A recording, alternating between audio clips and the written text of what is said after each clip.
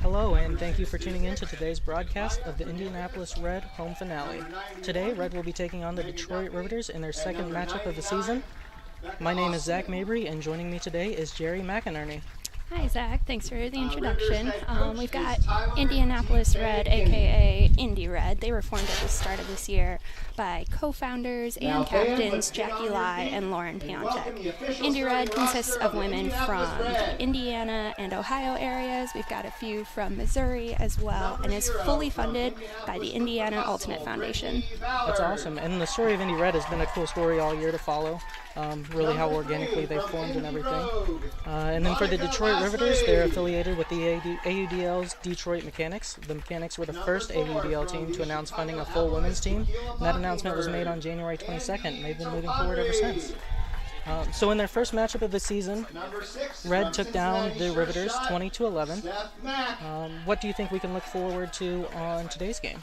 Well, the Riveters are definitely coming back with a vengeance for this. The heat today is pretty high. It's going to be 85 as the high here in Indy. So I feel like we're going to see a lot coming from Indy Red because they have a deeper roster.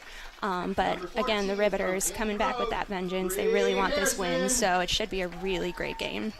Awesome. Yeah, I'm looking forward to it. And this is a lot different than the first game of the season. It was about 40 degrees in our first game. Yep. In the Indy Reds' first home game of the season against Nashville. But, you know, it's a beautiful day today. It is. It's bright. It's sunny. It's not too breezy, so we should see quite a bit of big skies. We should see some big throws downfield. I'm pretty excited for this game. Yeah, it's such a beautiful day, and we have so many people out here. The fans are really starting to fill up the crowd, so it looks good. Yeah, and happy Mother's Day to all our mothers out there. We've got quite a few mothers in the stands right now cheering on our Indy Red. Happy Mother's Day to my mother, Mary. And to your mother. Yeah, yep. Happy Mother's Day to my mom as well. This is extremely exciting to see two really strong rosters of professional women's ultimate. It's been amazing to just see the growth of women in ultimate throughout this year. So this game is just going to really highlight everything about the gender equity movement. It's going to highlight everything about these individual players. I'm again very excited for this game. Yeah, this is an awesome opportunity for everything to be showcased in terms of gender equity and women's ultimate. And the crowd that we have here, I just love seeing so many people out here and supporting it. I think it's a great move forward for the ultimate community in general, and really shows what Indianapolis is all about. Yeah. And luckily for the crowd, we've got some clouds up in the sky, so they'll be shielded from the sun for at least a bit of this game. Yeah. Number 33 from Cincinnati Steamboat, Brittany Winter. We've got Indy Red announcing their roster right now. Like I said, the depth of their team is definitely going to be a benefit for them throughout this entire game. Yeah, this is definitely the start of the warm season for us here in Indiana. We haven't had it for very long. So I imagine they might struggle at first, but the depth is really going to be what holds them up. Definitely. And from Chicagoapolis, Tequila Mockingbird, Kristen Kovic. All right. Do you have anyone on Red you're looking forward to see as a huge impact player for today's game? Huge impact players. I'm really looking forward to both Nicole Quay and Kate McInerney. They're both D-line handlers. They love working together. They played on Steamboat together. They're going to be a really phenomenal duo to watch. Personally, I'm very excited to see Leslie Bowie play. She and I both coached the Indiana University Calamity Janes, Jane Love True Love. Okay, we need to step away for just one moment as we go through the national anthem.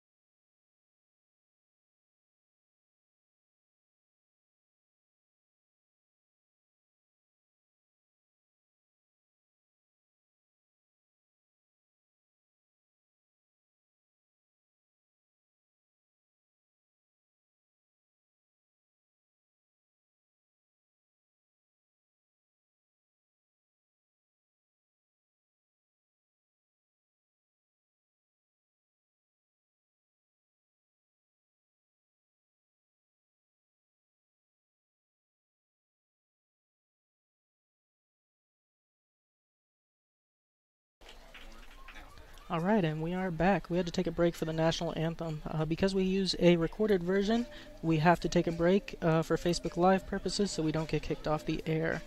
Now here we are. Game will be starting in just a couple of moments. Jerry and I are just going to go over a few of the rules differences. Jerry, what are some of the biggest rules differences that we're going to see today? Well, it's a little bit of a bigger field.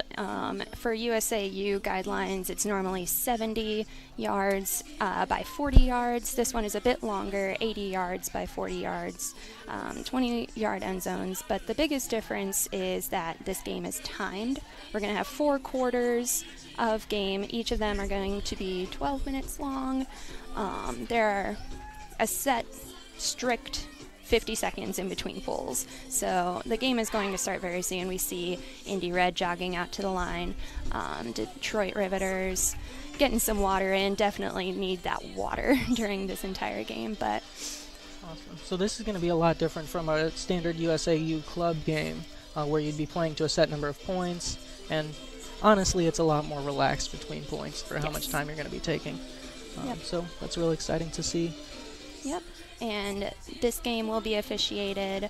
We have 2 officials out there right now. We've got Cheek and Clark Barco. They have officiated for the AUDL before, so I totally trust their calls. Make good calls, Cheek. They are actually keeping track of the stall count as well. So we've got, in USAU, we have 10 seconds for the stall that the mark has to count out themselves.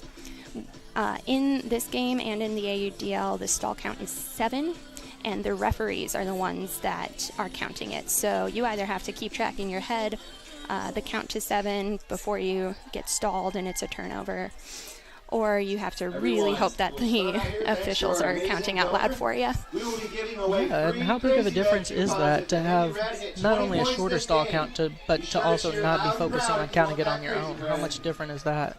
The mark definitely has the advantage. They are able to solely concentrate on moving their feet, stopping the around throws, stopping those inside throws. They don't have to worry about counting out loud. Awesome. All right, to start the game, it looks like we have the Detroit Riveters pulling to Indy Red, and that is number 7, Sarah Nitz, with the pull. All right. Pull goes about to half field. Oh, just landed out of bounds. All right. Jackie Lay's going to have the disc in the center of the field to start the game for Indy Red.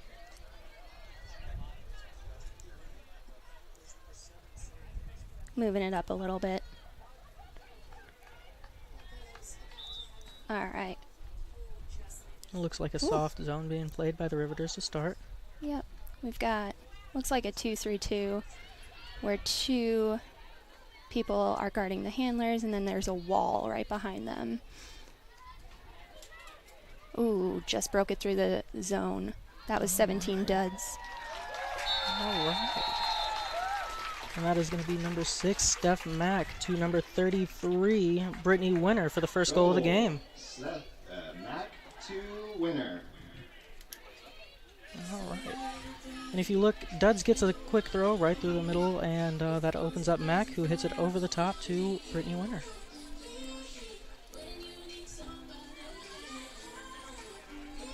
All right. All right. Red's D-line is coming out. Brittany Ballard is dancing on the sideline, as always. Very positive individual. Yeah, that's typical of Ballard's personality, for sure. All right. Indy Red's pulling. And let's see who we have on our D-line right now. We have Jasmine Draper. Looks like she's going to be the one with the pull. Who else do we have? Sydney Olin. And, oh man. That's Jasmine with the pull.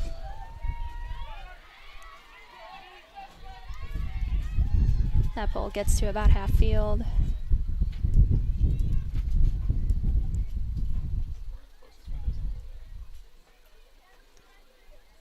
All right, Riveters working the disc slowly back and forth, trying to find an opening. Red is in a zone to start. Looks like slouchy handler zone. Ooh, deep throw put up and caught by number 7, Sarah Nitz for the Detroit Riveters. Ooh, but she was not in bounds. All right, just shy of the goal line. Ooh. And they get the short throw. Number 7, Sarah Nitz to number 22, Talia Barth. That's exactly what the Riveters need to do for success against Indy Red, is find those gaps through the zone, work it up the field. We see Sarah Nitz looking for an opportunity to score. Nice high dishy. Yeah, so it seems like the zone, or the Red, are going to play a lot of zone. Definitely seems like something that's popped up throughout the first 2 games that they've played, and it really seems like it's their style, sagging into the handler lanes and taking up a lot of space and clogging it. So if the Riveters can take advantage of finding the holes throughout the day, that could definitely lead to success for them. Absolutely.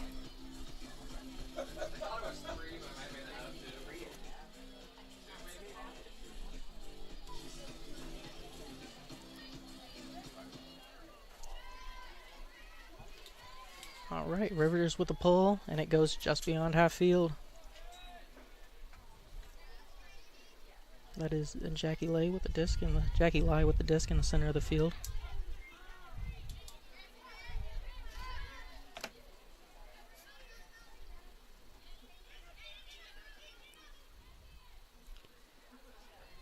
We actually have quite a few coaches of college women's ultimate out on the field right now. Jackie coaches Purdue. Steph Mack and Kate McInerney. They also coach in Cincinnati. Oh, that was close. Kate McInerney trying to lay out for the score. Now she's got to turn around and play defense. Comes up just short, and Red is setting up in a defense. A lot of sagging into the lanes right now. Oh, they found that hole.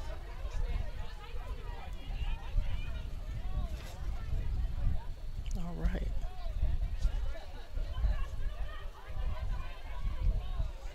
There's lots of small handler movement from Riveters right now, trying to look and find a hole. Definitely playing patient against the zone. You definitely learned from the last game. Oh, and a mistake on a short throw is going to give the Red the disc with a short field to work with. There's Jackie Lai picking up the disc. Ooh. Oh, a hand block Nice on the hand block. around break attempt. That is a hand block by number 23, Gina Sankrika.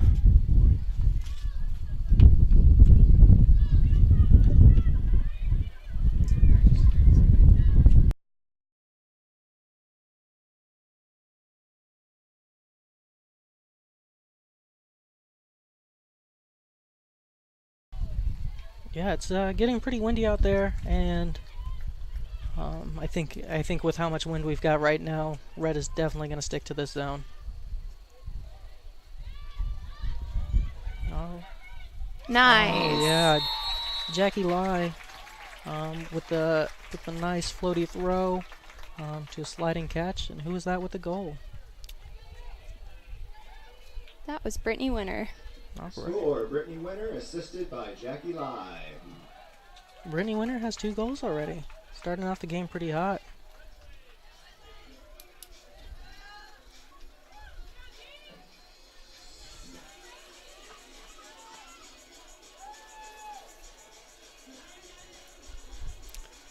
Brittany Winter is definitely going to be the playmaker for this game. She is an offensive line cutter. She was actually named to the Ulti-World All-Club 2017 second team for her participation for mixed ultimate. She plays for Cincinnati Steamboat. Yeah, lots of high-level experience that she's going to get from playing on Steamboat. So she's likely played. She's played in women's beach or USA Women's Masters Beach team for 2017. Great experience for her, and lots of other experiences playing with Steamboat. And fun fact, she did not play in college. Really? Yeah. She played 10 years of club ultimate with Cincinnati Steamboat. D by Gibney. Leslie Boyd with the disc. She's looking for her dump pass. Found. That is Catherine Soto with the disc. Gets it to... Ooh. Leslie puts one up deep. That was D'd by Nina Janjic of the Detroit Riveters. Very close to being caught by the Indy Red.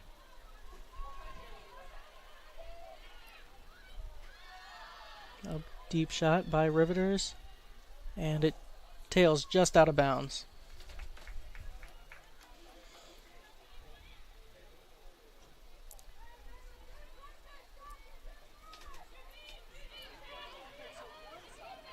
Number 27, Leslie Boy with the disc. To number 10, Catherine Soto.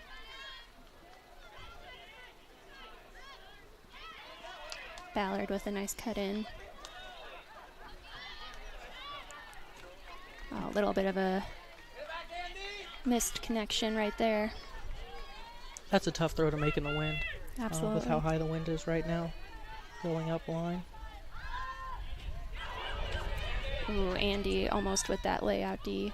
Oh, and Leslie. another one by Leslie. I think we have a foul called on that layout D attempt.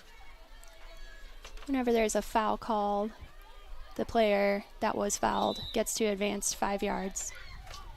And that's a layout D. A clean one in the end zone.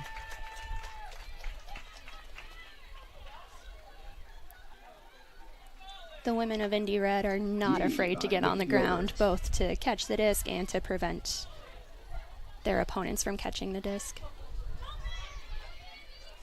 Looks like the wind's picked up quite a bit. That upline flick throw. Yeah, that upline flick throws looked very challenging. We've had a couple of overthrows and underthrows on that throw. It's a really tough throw to make in the wind when you're going upfield. Absolutely. Score. Bendito assisted by Zettner. Nice flick huck. That goes from Teresa Zettner on the flick huck.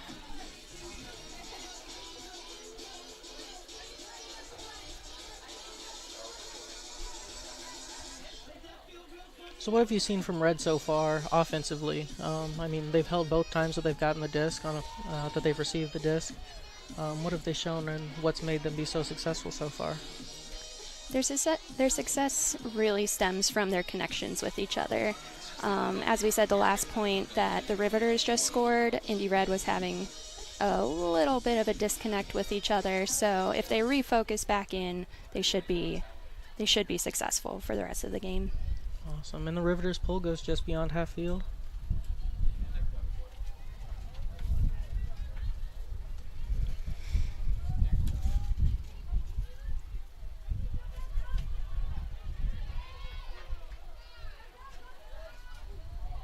Nice throw upfield.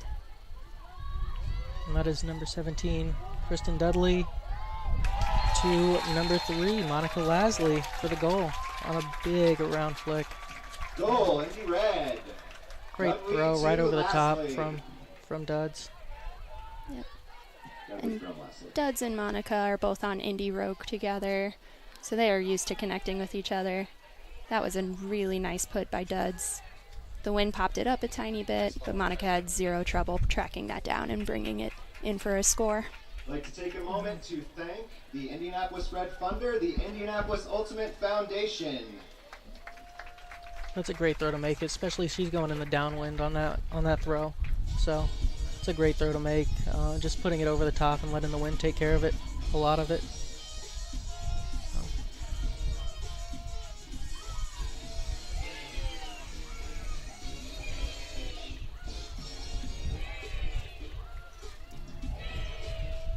All right, so all of the scores have been in that downwind end zone. What do you think both the Red and Riveters can do to try to score upwind? Well, for Red, they've had a handful of break opportunities. They've just had a couple disconnects looking to go upwind on that forehand on the near sideline. If they focus in, keep those throws low going upwind, I think that they've got it. They've shown a lot of good movement and a lot of good spacing, so. Absolutely, and that was a turnover by the Riveters, so Indy Red has that opportunity to score upwind. As expected, the Riveters are in a zone, again with the 2-3-2, trying to contain the handlers and prevent throws upfield.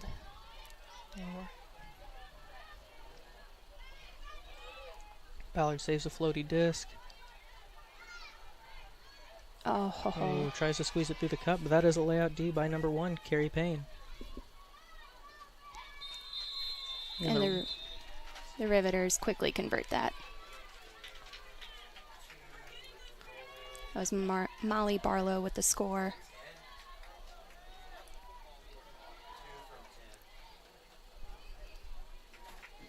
Goal, Mari Barlow, assisted by... Yeah, so Red's getting a lot of opportunities, you know, forcing turnovers on the first possession for the Riveters. They just got to figure out a way to finish it off with a break. Absolutely. That wind's pretty steady. If you look at the flag, it's a pretty steady wind, and that's going to be hard to move the disc in. Yep. The other problem that I just saw with Indy Red was their cutters were far too deep to be effective. They really need to get in there and crash that wall, crash it together. They'll hopefully see some success from that. Yeah, we'll see if they make that adjustment going forward. And there's a good pull from the Riveters.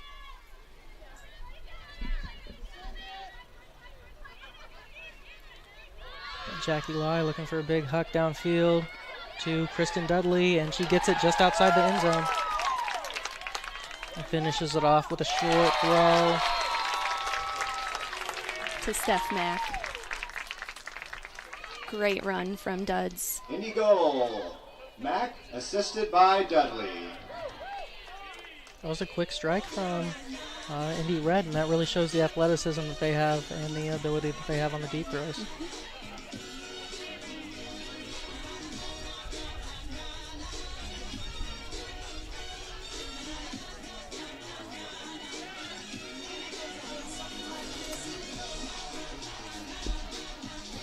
Today's broadcast is brought to you by the Indiana Ultimate Foundation.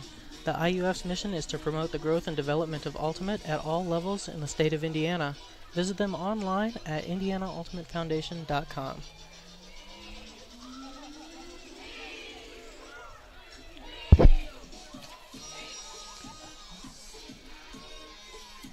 Alright, Indy Red looking to come out on D-line again, and they have Jasmine Draper getting ready for the pull.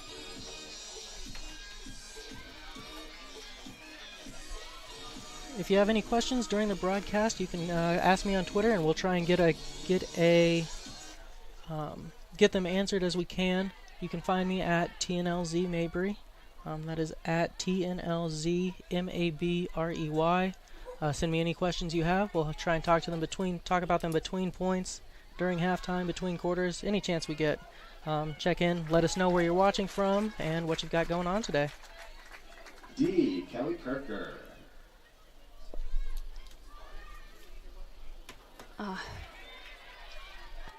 Again, Indy Red had the chance to start moving it upfield, but the wind popped it up and out of bounds. We've got Jasmine Draper on the mark. Not quite in bounds. Wide open score for the Riveters. The Riveters are doing an amazing job quickly moving that disc after a turnover. Especially right there, it looked like Red didn't have a good position for their defense. We see the replay. Weinhardt, assisted by Barlow. Caught it right out of bounds for that quick transition to the score. All right. Yeah, great work by the Riveters offense. Really taking advantage of Indy Red being unable to get into position. Health Zone Chiropractic located in Geist. I have a feeling this game is going to come down to who can score upwind first. Who can score upwind first, yes, indeed. Those are the greatest games, though, right? Right. Close the entire game. We're really looking forward to a very close game here. Yeah, so far nobody's been able to really get much advancement going upwind. Red had one that they got to about midfield, but I think that's about the furthest that we've seen all day. Yep. Kind of a shorter pull.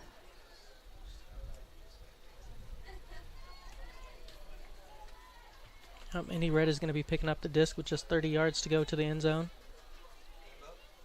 They're playing person defense right now. It's a bit of a change from what we've seen throughout the early parts of this game. Nice grab by Brittany Winter. And a strike from Nicole Quay. She is a left-handed handler. All right, Nicole Quay hits number 13, Kate McInerney, for the score. Those two have played together on Cincinnati Steamboat before.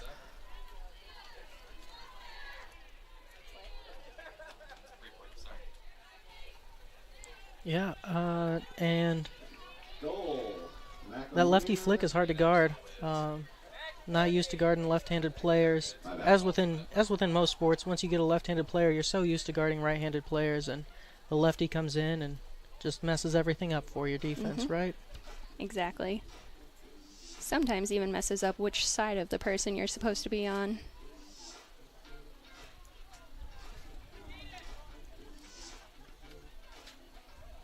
All right. Indy Red looking to pull again here in just a second.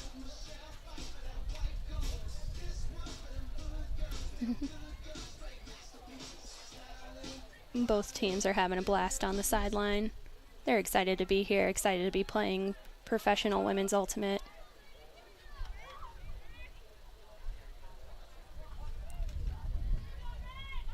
All right, just under half field for the Riveters to work. Ooh. And a falling grab saves the disc. That's a grab from Sarah Nitz, number 7. Bree Harrison with that final burst of speed to guarantee that that wasn't going to be converted to a score. We've got Sydney Oland. Ballard with the disc, swinging it. Ooh. Great grab by number 18, Kelsey Gibney. She seems stuck with the disc, puts it up. And that is just a punt to get rid of the disc before stalling. Absolutely. The good news is I can hear the officials from up here with their stall count. So that means both the handler and the mark have a good idea of where they are in the stall count and how quickly they need to punt it.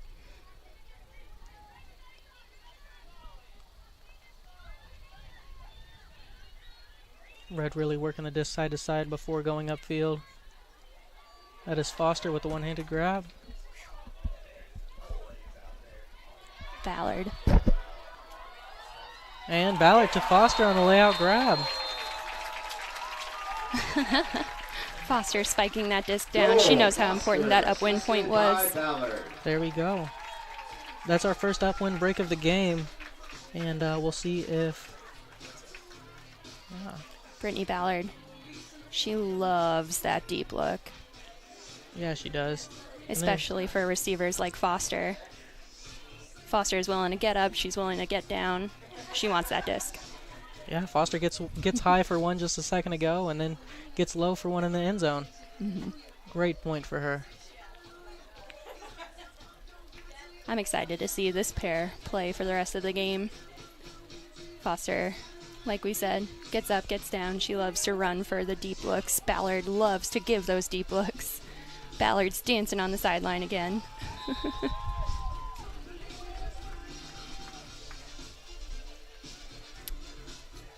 All right, so we've got Indy Red's D-line out there, hoping to prevent the Riveters from getting their first upwind break. Upwind score. Wouldn't be a break this time.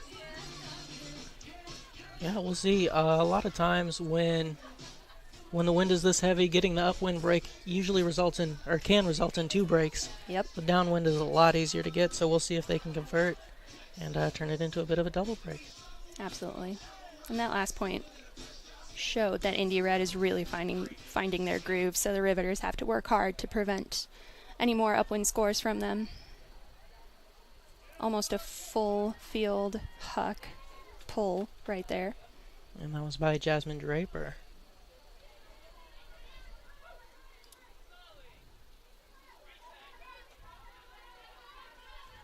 Indy Red sticking to their zone look. Riveters working the disc back and forth a bit.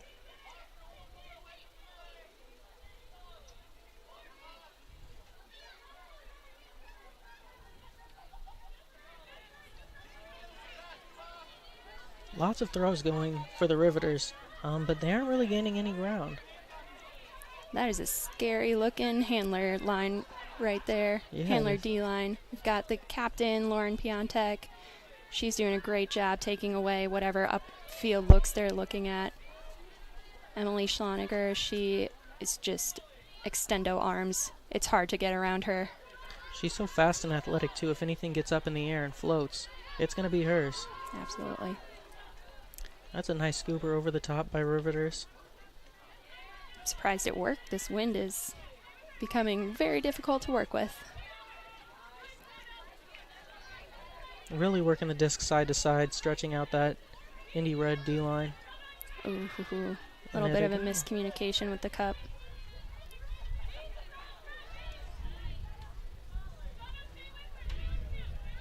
A lot of patience being shown by the Riveters O-line right now. They know the best way to work it upfield is to make those D-line handlers very tired. The heat is not helping.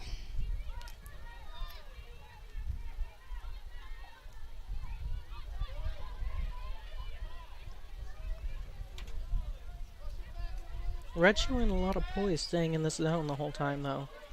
Absolutely. There's 1 minute to go in the quarter.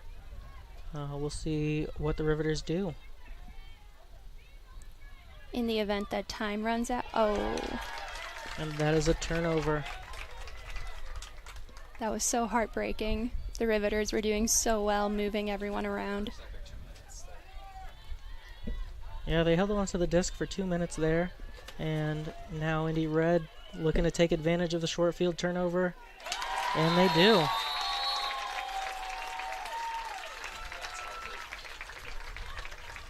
They just completed that break right there. Great job to the Indy Red for keeping in it. The Riveters moving it back and forth. And for Red, that zone defense did exactly what you want it to do. Sometimes you just force teams to make throws, as many throws as they can, you know. Yep.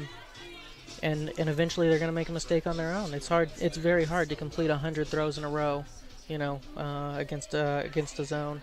And so sometimes it's not always about getting the D on your own, but waiting for the offense to make a mistake when you're in that zone. And that's exactly what happened there. It was just a little disconnect between the two handlers, and Indy Red took advantage of that immediately. Like 29 seconds to go in the quarter. Yep. Looks like everyone that was just playing defense on those handlers gets a well-deserved break. Got Sydney Olland pulling. What a pull. Sydney Olin with a big pull. It's Quite a bit beyond half field. And Riveters look to Huck right away. And just a bit too far. Number 44, Grace Denny, works hard to try and get the disc, but cannot quite get there. Got All right. 15 seconds left of gameplay. With a D right there, they have to convert this quickly. And another turnover by the Riveters. And I think that's going to take us to the end of the first quarter.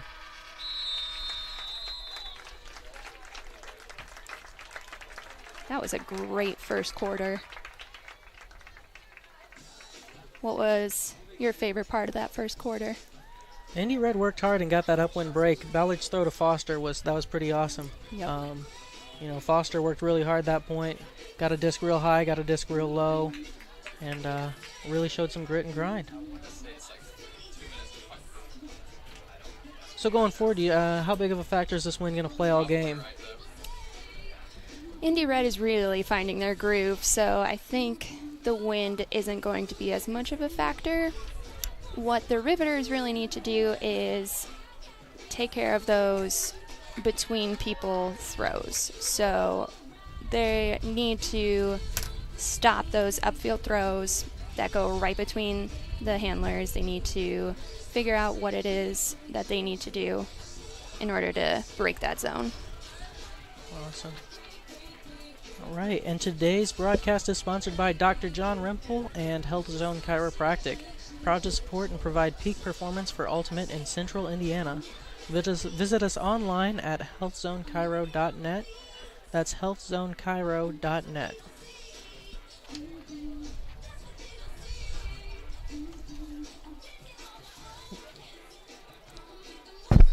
Yeah, as you said, Red is looking, really looking like they're starting to find their groove today. A lot of shots starting to work for them. Do you think they'll start to pull away here, or do you think the Riveters are going to keep it close? I think the Riveters are going to keep it close. You know they're hungry for their own upwind break, so I think they're going to fight to keep it close. Yeah, they showed a lot of patience on their last point, working the disc a ton, and it's just heartbreaking to see them drop one in the backfield. If they can keep that patience up all game, I think they have a chance of getting one or two upwind and really making it a real tight game.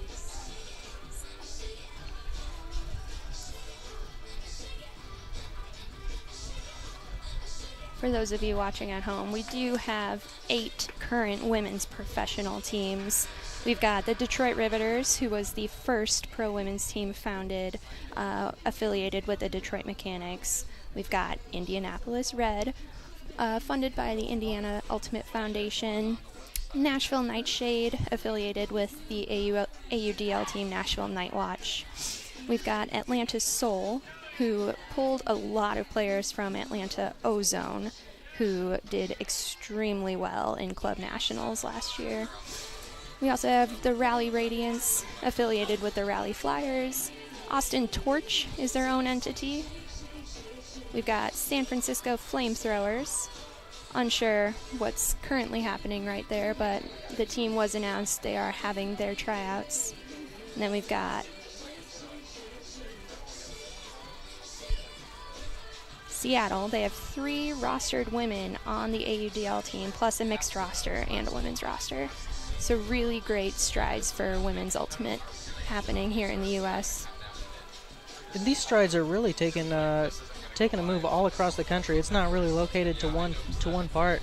I mean, and outside of women's, I mean, there's a lot of other movements happening. Women playing in the AUDL, mixed showcase games, and a handful of other things. Really pushing the gender equity movement forward. All right, we start the second quarter with Indy Red on defense. The wind stopped that pole from going very far upfield, so Riveters starting with pretty good field position. Yeah, Riveters take advantage of the short field and score quickly. That is Sarah Nitz on the goal.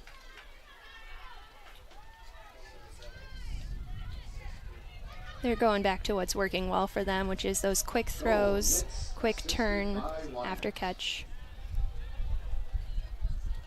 Yeah, there we go. Quick turn, quick goal. Number 7, Sarah Nitz. She's having a pretty big game, it seems like. She's had a handful of big plays already. Look forward to seeing more of her throughout the game. Yeah, looks like she's staying on the line, playing offense and defense. For the Indianapolis Red.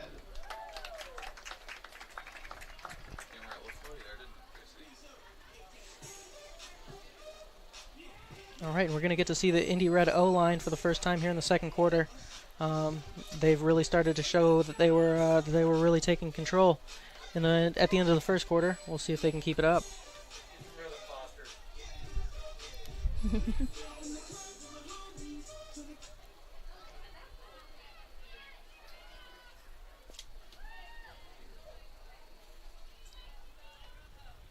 All right, Jackie Lai with the disc in the center of the field.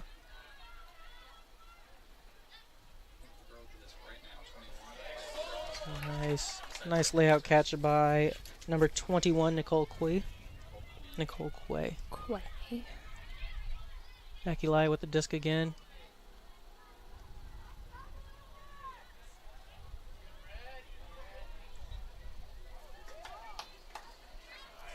Now Indy Red is showing their own quick catches and throws.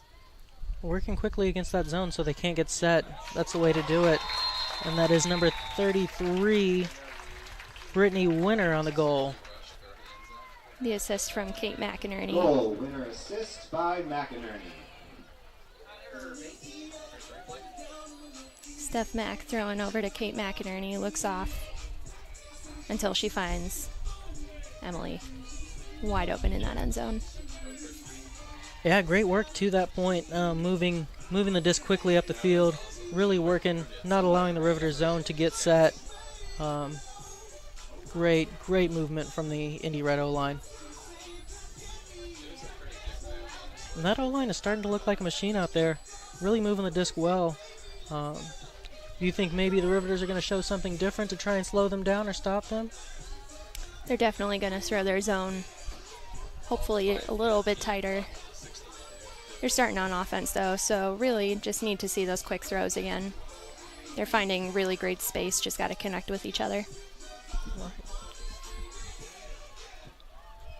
Indy Red on the pull, goes just beyond half field.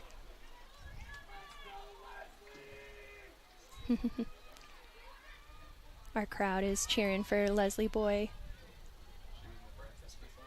She was actually in the broadcast booth last time in the game against the Nashville Nightshade. There we go. Riveters find a small hole, work the disc upfield. Oh. And another miscommunication in the backfield leads to a Riveters turnover. Yep. Looks like the wind made that one a little wobbly. Hard to catch if it's not coming at you in a straight line. Kate Mack.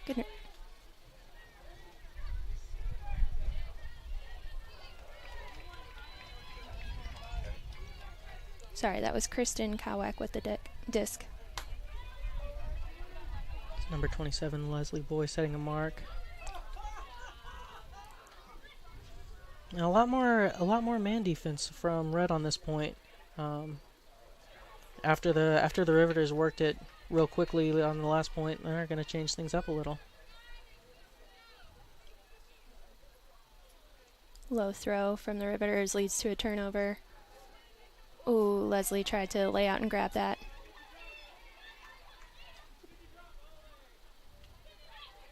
Riveters looking to take advantage of the short field.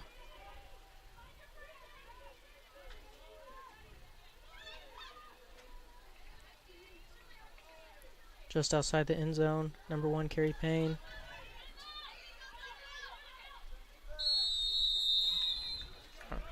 And that is actually our first time out of the game. Riveters going to use their timeout just outside the end zone, see what they set up, and see if they can steal a quick goal. Do we think they're going to run an isolation play? They'll run an isolation play. Maybe they'll run something out of a vert stack. Just take advantage of getting a chance to set up a set play. Yep. Anytime you get a chance with this, you really want to take advantage of using your timeouts wisely. All right, we're going to take another break for our sponsors. Breakmark is all about Ultimate. From the player store to the team store, they cover all your wearable needs. Their mission is to help you and your team get the best quality products possible at the best prices possible. Check them out at breakmark.com. Breakmark, the jersey provider for Indy Red. Those are some sweet jerseys that they have. They are. They also got quite a lot more merchandise. I myself purchased a bucket hat. Yeah, lots of merchandise went up on their store. They've done 2 rounds of sales already. And hopefully there's a third so I can grab something. All right. Amy Taipei Young is going to have the disc to start. Looks like we've got a vertical stack. Only 2 handlers back.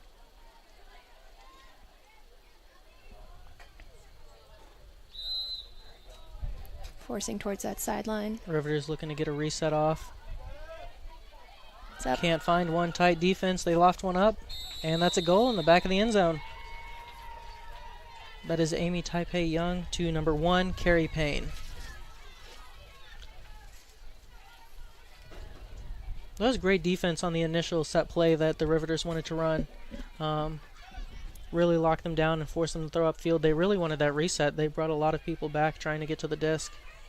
And just couldn't get it off thanks to a great mark.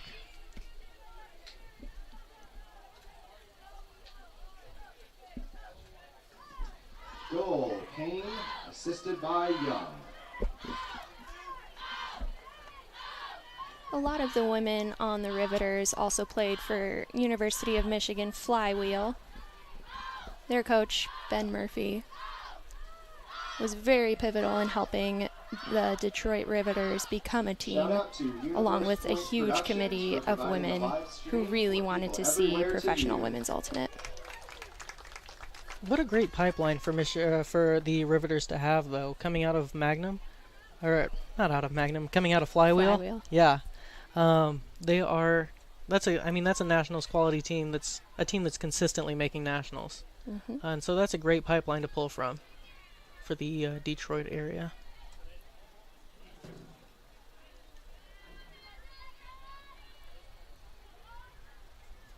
All right, we've got the Riveters in their zone again. Jackie Lai is going to have the disc in the center of the field.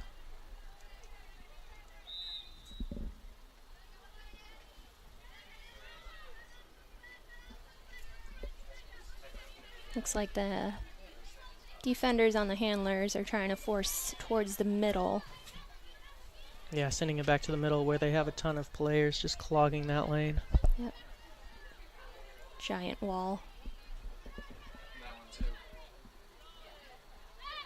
There we go, number 21, Nicole Quay gets one upfield. And Duds Dudley with the put. just puts it a bit too far. Brittany Winter cannot get to it. Yep, and that wind is going to put some more speed on the disc when you're throwing downwind. Gotta adjust quite a bit for that.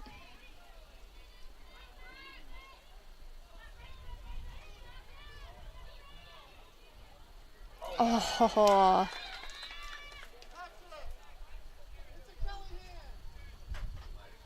A great D in the end zone, it looked like, but there may have been some contact. yeah, it looks like a foul called. And Detroit's going to advance the disc just a little bit.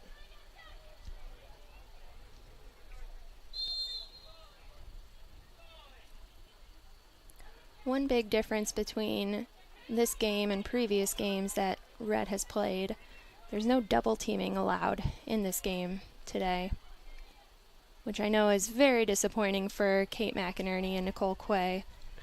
They loved to double team. Oh, a nice D by Brittany Winter. Yeah, the double team was definitely a successful tool for Indy Red in their first two games. And Indy Red converts quickly after a turnover. Jackie Lai to number 21, Nicole Quay. Goal, Quay, assisted by Lai. Looking upfield, and the Riveters just put it a little too high. That wind pops the disc up so much. And Indy Red's able to quickly convert.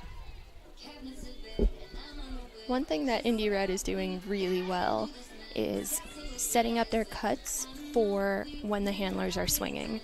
So that was what was so successful in that point right there. Steph Max swung it to Jackie, and you could see Nicole Quay setting up her cut to be that continuation for Jackie. Really great heads-up field awareness of where the disc is going and where you should go. Yeah, for sure. The timing of Indy Red is something that's definitely stuck out to me. Doing a great job with their cuts. Here's Brittany Ballard on the pull. A roller that's going to end up just short of half field. Riveters picking up the disc on the sideline and get it right to the middle immediately. Ooh, Oh, that was a team defense right there. all right. It's a hand block from Piontek. Kirker with the Lauren D. Piontek with the disc. She is one of the captains and co-founders of Indy Red. She's also captaining Tequila Mockingbird out of Chicagoapolis. I never know how to pronounce that. They draw from both the Indy area and Chicago area. Oh, and then a miscommunication there is going to lead to an Indy Red turnover. And another hand block by Red. Got to shake that one off a little bit. That was from Kelly Kirker. That can kind of sting sometimes, getting the hand block. Catherine Soto working the disc in the backfield. This is really great connections from Indy Red. There we go. And Foster looks for the big upfield connection. She gets it to Emily Schloniger. Got a little too excited close to that end zone. All right, Riveters going downwind, looking to see if they can convert. But a short field turnover is going to give Red the disc just outside the end zone.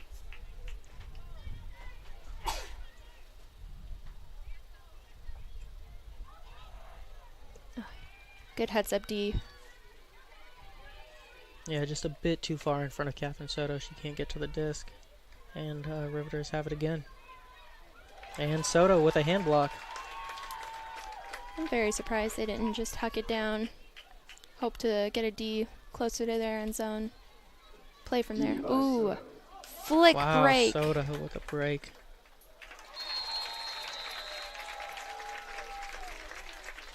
What a great point for the Red defense. 3 hand blocks on the point. Kirker, assisted by Schloniger.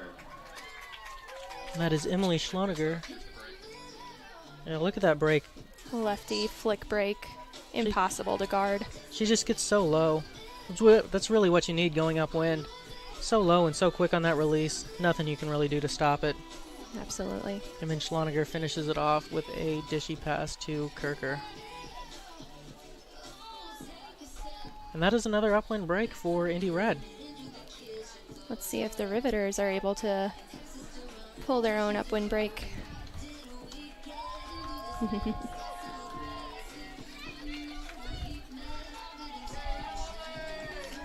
Brittany Ballard running down the sideline, pumping up the crowd. Looks like she's trying to get the wave going. There we go. Successful wave. Great job, Brittany. Ballard's such an energetic person for the sideline, really brings up the team's morale.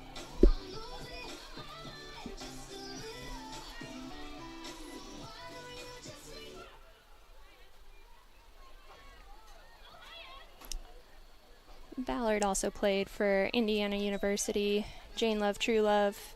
She played 4 years in college, and she's currently with Liquid Hustle, the mixed ultimate team out of Indy. I believe she's captaining this year. Yeah, I played for Liquid Hustle for 2 years, and Ballard's one of the most fun people I've met. Absolutely. Such a great person to get to have on your team.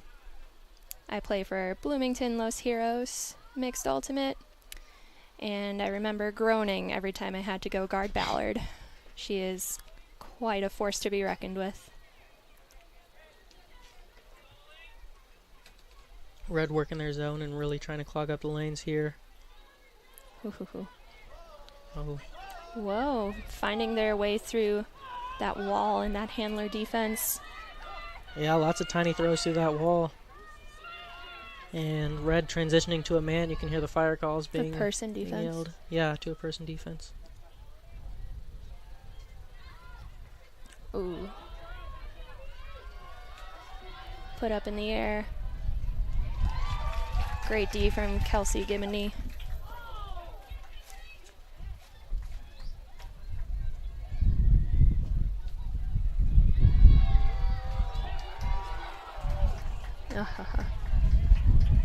Bree Harrison going deep for that. She did seem a little tight before the game. The heat is not helping. Oh, Sarah Nitz just completely faked out Jasmine Draper. You can see Jazz shaking her head as she goes upfield. Oh, Almost a layout catch by the Riveters.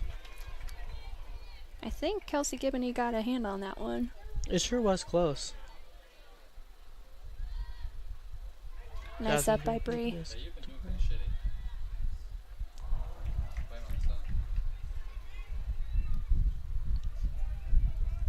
I think Red needs to transition back to their shorter throws, really connecting with their teammates.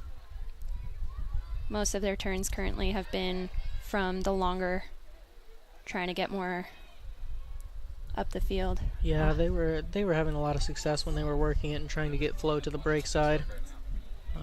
But here we go. Let's see if they can get something, but Oof. just a bit too far out ahead of Jazz.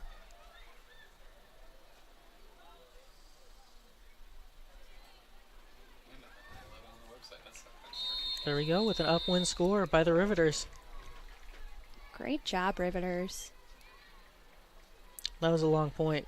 Absolutely. I feel like both of those lines deserve a well-needed break.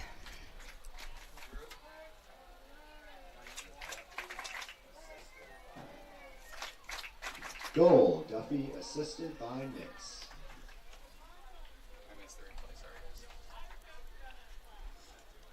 All right. For the Riveters to keep this close, they definitely need to score this downwind point. Yeah, this is a great opportunity for the Riveters. They've got Red going upwind. Red showed some success upwind. We'll see what kind of defense the Riveters come out in and see if they can force a turnover.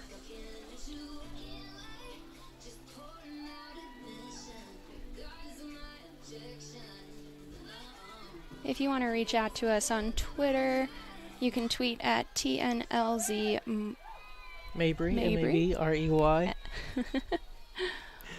We want to hear where you're watching from, who you're cheering for. Share a fun Ultimate story with us. Really anything you've got, we want to hear it. Especially if you have a fun story about your mother. No better way to celebrate Mother's Day. Red's doing a pretty good job working it between the handlers. Jackie finds that upfield throw.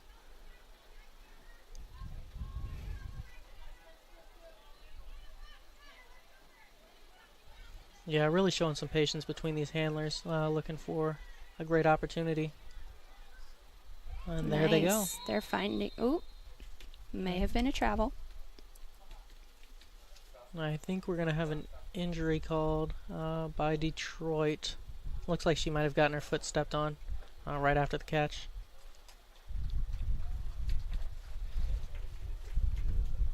That was number 28, Anna Kilborn. Looks like she's alright. She just needs to rest that foot a little bit.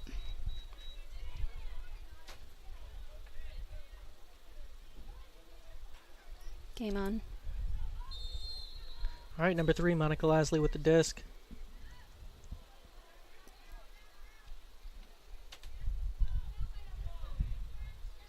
Nicole Quay working. Finds Monica just outside of the end zone.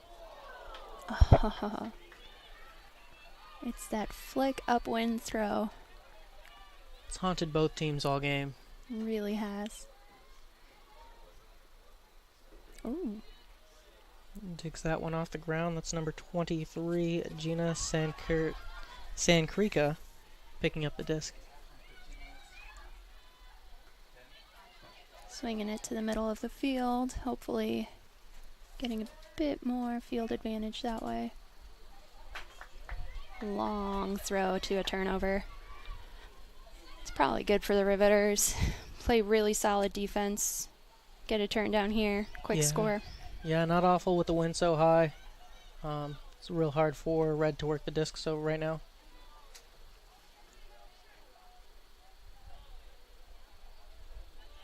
Riveters sticking to this zone.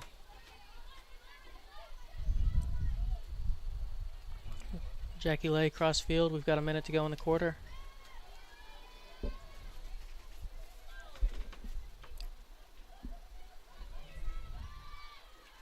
Monica Lasley with the disc.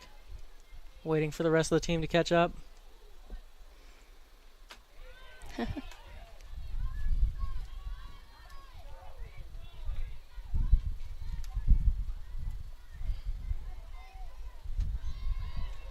A big throw.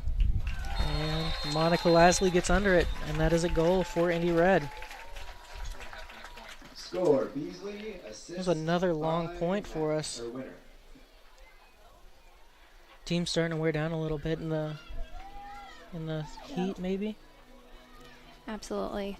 And having that 2.5 minute point. Yeah. You can tell that both teams were very relieved that it was finally over. Monica Lasley smiling as she comes off that field. That was another upwind point. Correction, score by Lasley. All right, so we have Indy Red pulling, 29 seconds to go in the quarter. We'll see what the Riveters can do here.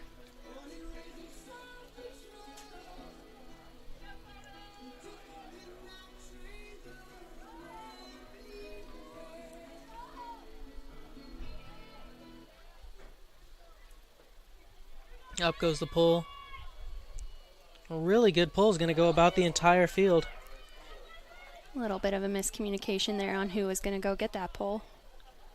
Yeah, we'll see if Red can get a turnover here. Got person defense. Ooh, don't know how she came down with that one. That was number 44, Grace Denny with the sky. And then Foster gets the D. 15 seconds left. Got to move it quickly. We're going to see one get put up into the end zone here in just a second. Long throw. Deed by Sarah Nitz.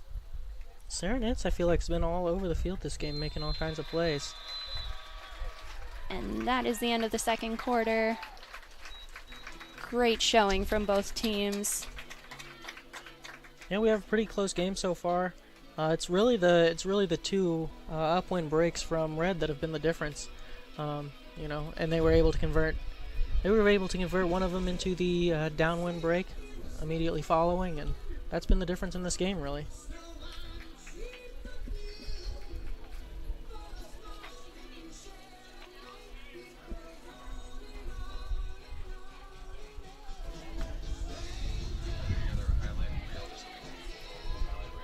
Okay.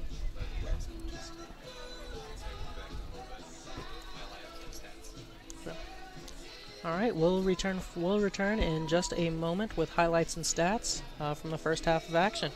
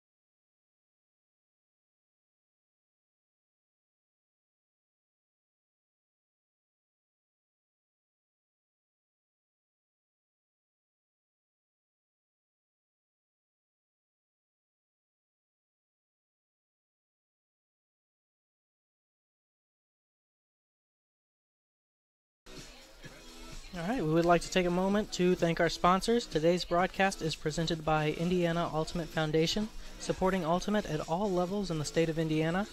Health Zone Chiropractic, enter the zone of peak performance and all-around great health.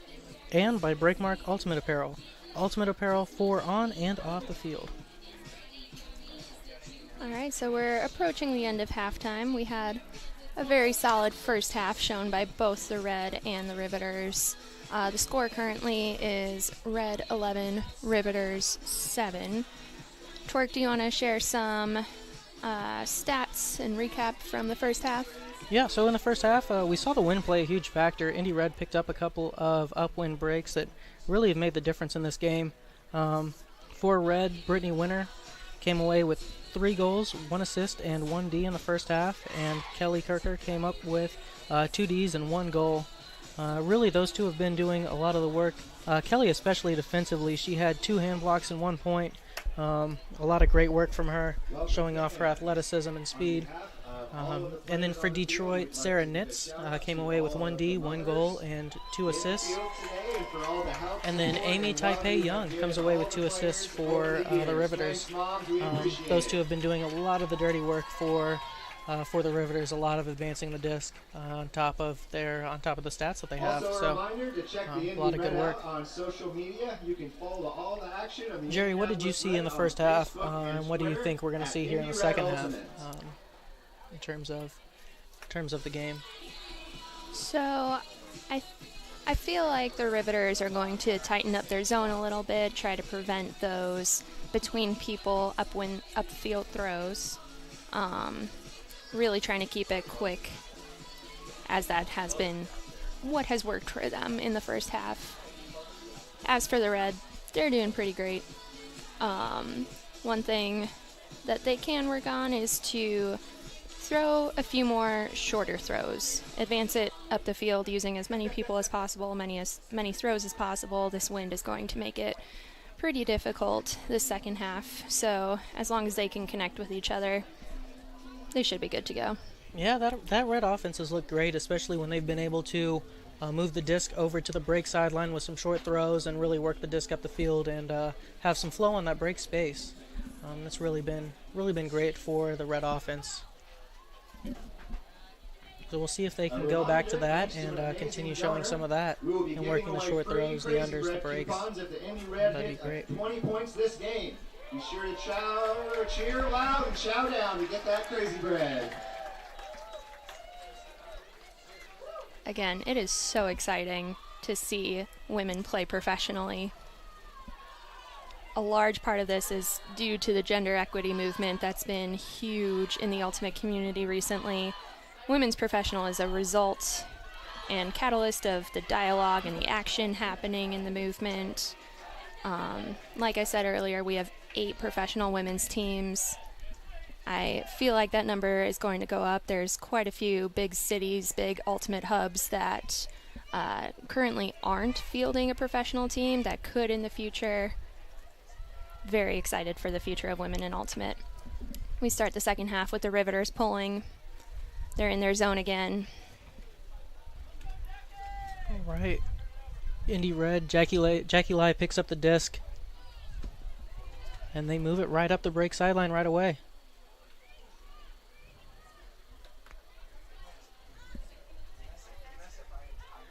Nicole Quay works it on a big swing across the field.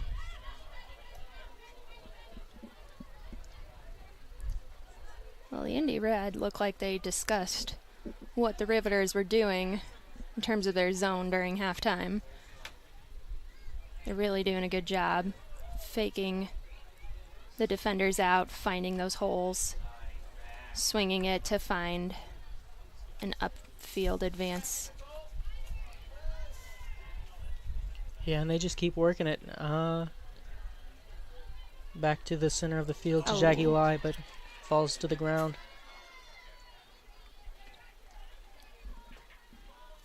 Riveters looking to break.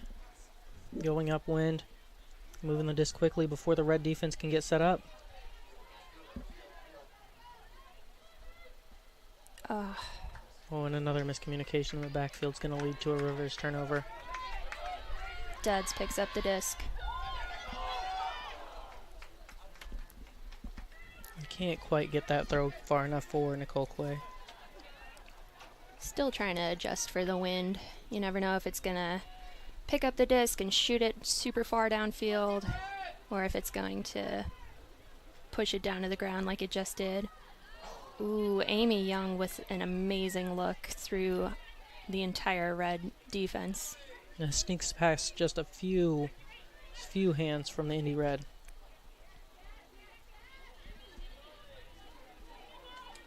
This red zone is fully set up now.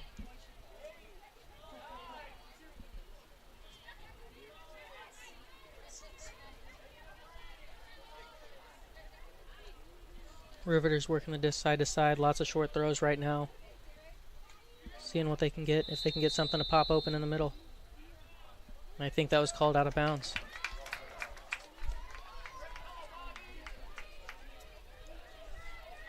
Red picks up the disc and centers immediately. Jackie Lai puts it over to the break side to Brittany Winter, who puts it up for Monica Lasley with a layout goal. That's a goal by Monica Lasley.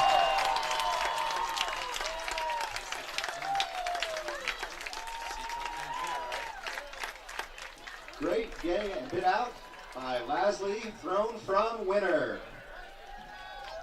Big put from Brittany Winter. Monica Lasley with the effort, hits the ground, gets the catch. Great catch by Monica. Potentially a Sports Center top 10 moment right there. ESPN, you watching us?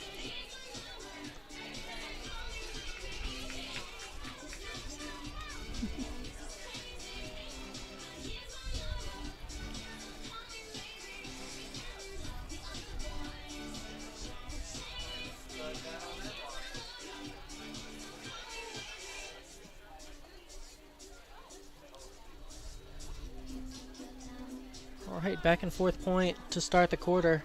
Indy Red now pulling. That's Jasmine Draper with the pull. Just beyond midfield. Riveters looking to pick up the disc here.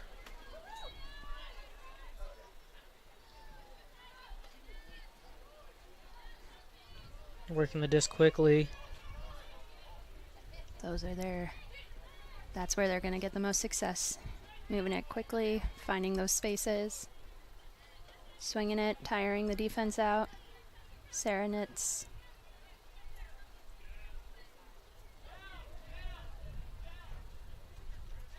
Disc was called down.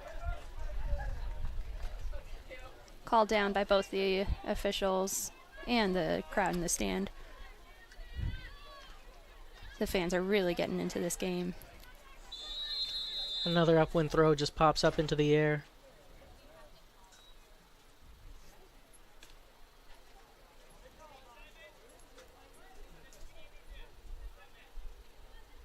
Something happened. Huh, the disc got cracked. We're swapping it out.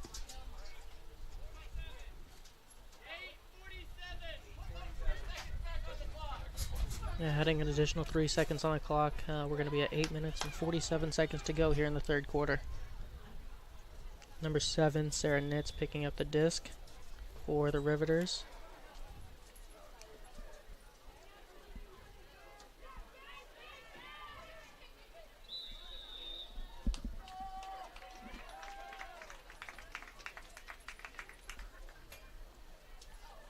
It's like another turnover.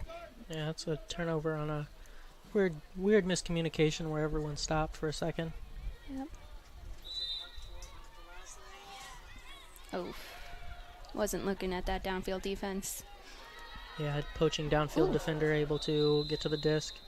And Jasmine Draper gets her feet tangled up with number 28, Anna Kilborn.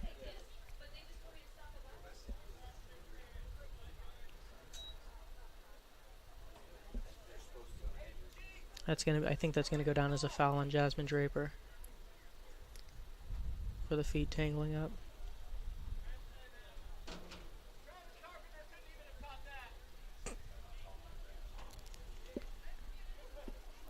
All right. The officials are discussing what's happening right now. Was it a foul on Jasmine Draper? Where is the disc going to be taken possession of? They're moving the disc way back upfield. No foul was called. So the disc is brought back where it had originally went out of bounds.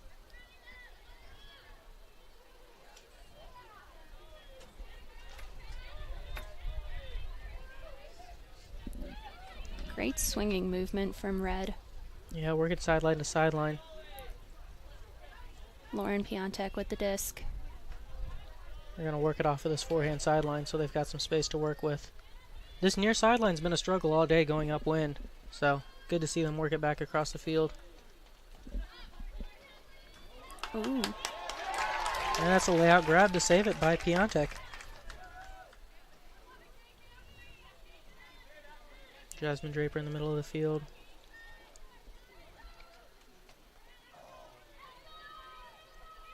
This has been another long point. With this heat, that's definitely not helping. Ooh. Emily Beasley somehow comes out with that grab. Great concentration by her. Goal, Kimmer, assist by Beasley. And then she gets it into the end zone. Great catch by Emily Beasley. Detroit number 9, Nina Janjic, comes up just short of getting that D, and great concentration by Beasley to hold on to it. That was another upwind point for Indy Red. Riveters have to make a move. They're running a little bit out of time. It's not too big of a score gap to come back from, but they definitely need to be moving that disc and scoring both upwind and downwind in order to come back. Yeah, for a team that struggled to go upwind all day like the Riveters have, it's definitely big. This is a real important one for them, I think. Mm-hmm.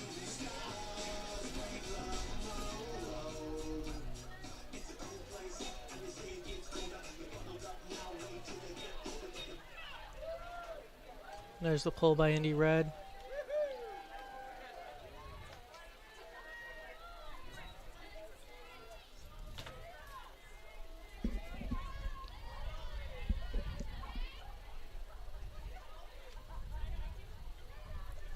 Red is changing up who is in that initial wall. Again, that just shows you the depth of their roster, that they can fill in those positions with pretty much anyone on the D-line. Yeah, it looks like we've seen about 6 or 7 different players in that wall today. Mm-hmm. Leslie Boy picked up the disc. Kelsey Gibney looking for her dump. That was either a stall or a hand block. Either way, that's a D for the Riveters. Yeah, turnover by Indy Red. Riveters pick up the disc. They're working it side to side pretty well. We saw this from them in the first half where they worked the short throws pretty well. It's just if they can keep it consistently coming. They're working it back and forth along the sideline a lot. But those upfield shots are few and far between.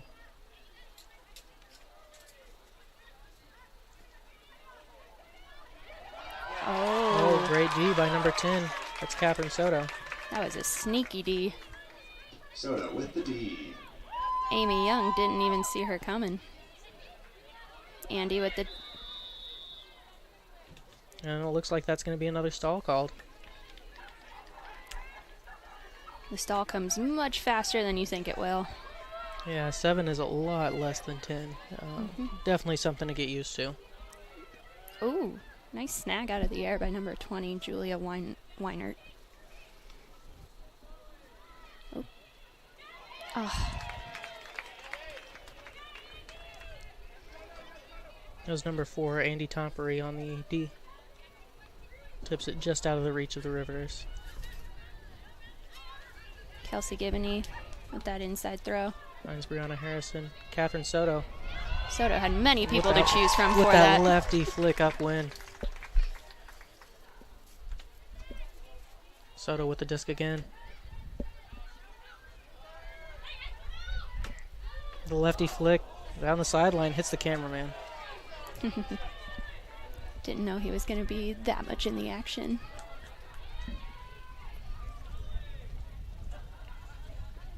Soto's so quick on that forehand release, so quick and so low. That's something that's going to be tough to guard. Indy Red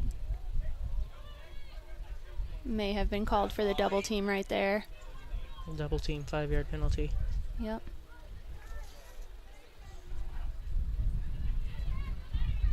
Whoop. Gotta move it on over. Amy Taipei Young with the disc. Looks Going to over put the it across top. the field. Oh. Again, it's the miscommunications. Players looking away before they're out of the ideal throwing zone. Oof. It's a hand block by the Riveters. Looking to move the field or the disc upfield quickly here. That was number 2 with the hand block, Molly Barlow. Amy Taipei Young with the disc again. That's Molly Barlow, gets the disc in the center, but puts it just a bit too far ahead of Lizzie Benedetto. And that's a turnover for the Riveters. She seemed immediately frustrated with her throw. She knows how important the upwind scores are at this stage of the game. We're already at 4 minutes for this point. Amy puts it up. That wind's playing a real huge factor. And Kelsey Gibney gets big for the D. Gibney with the D.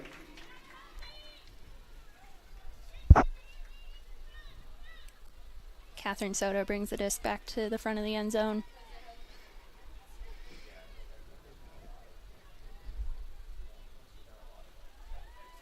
Finds Bree Harrison in the middle of the field.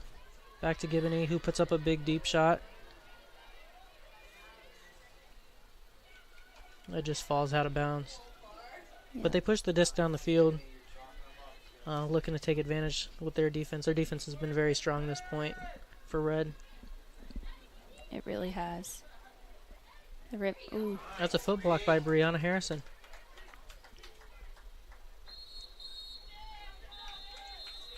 Harrison with the D. That's a timeout for Indy Red. That makes the most sense. They just got back on offense. They're about 30 yards out of their end zone. They definitely need that breather, though. Get a quick drink of water. Figure out how they're going to put it in the end zone.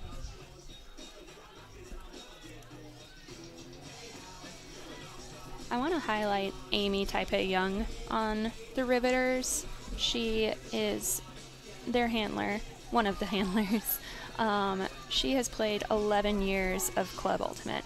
She's played on Clutch, which is a women's team. She's played Mojo, which is a joint operation, Michigan and Ohio.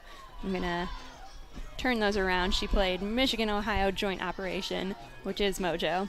And she was 10 times a national qualifier for those teams. And she's really working the disc up the field today. She's doing a lot of the dirty work for Detroit. You know, she's been in multiple points, or she's been involved in multiple plays just in this point. So Yep. Great to see her working it. And she played Grandmasters last year. Got to regionals with Projectile Dysfunction, which is an amazing name. She's planning on playing Grandmasters Women's again this year on a Chicago team that's been in the works. All right. Indy Red takes advantage of that timeout, gets some substitutions in. Now we see most of their O-line here working it. Little bit. Yeah, Jackie Lai just puts it a little bit too far in front of Nicole Quay.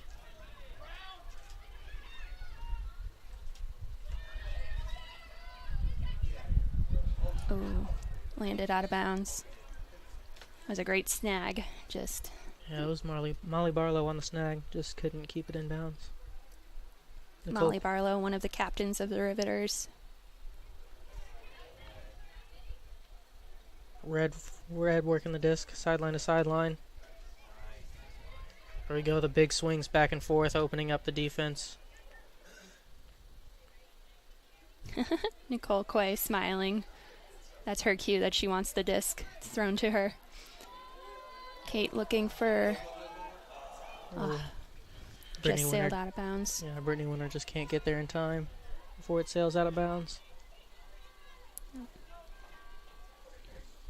Kate and I have the same last name, McInerney. We are not related.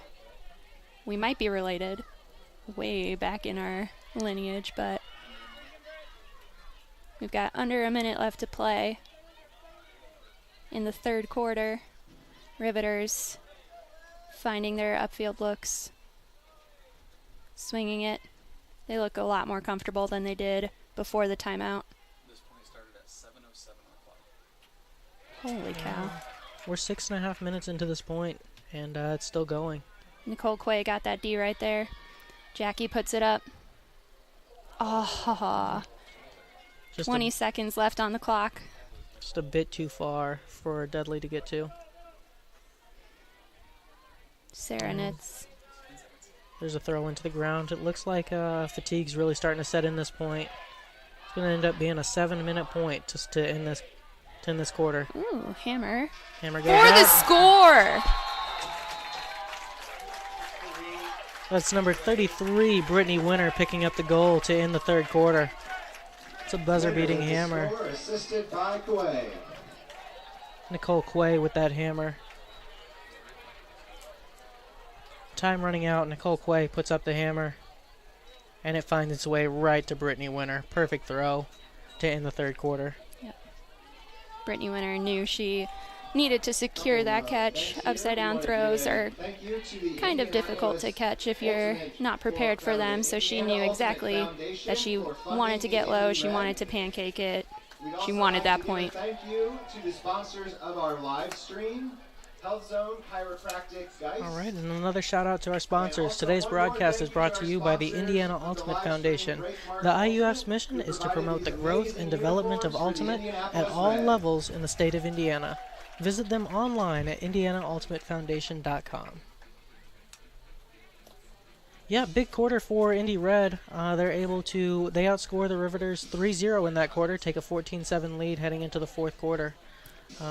What do you look for here as we enter the fourth quarter? Hopefully quicker points. You can tell that the players on the field were getting so fatigued with that 7-minute point, that 4-minute point. Hopefully both teams are able to convert quicker than they have been, more quickly than they have been. Yeah, these points, it's really hot outside, and these points are really draining. Lots of long points in that quarter. Yep.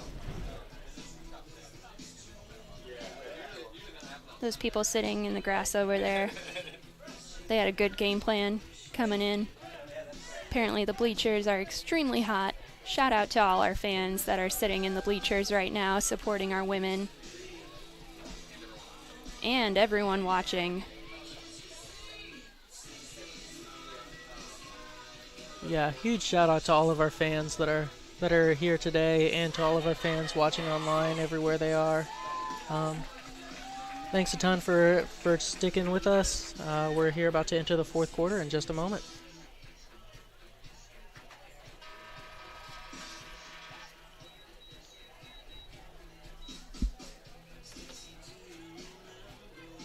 Some exciting Ultimate community news. The AUDL has 7 rostered women on their teams this year.